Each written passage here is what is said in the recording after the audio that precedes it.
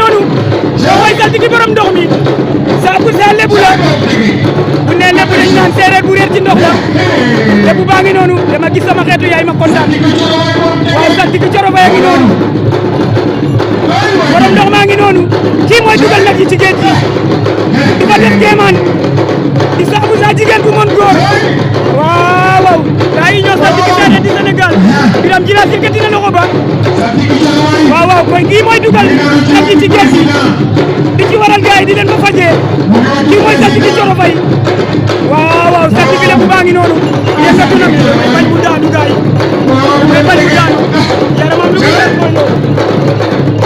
saltigi Coro Faye borom Tëngéej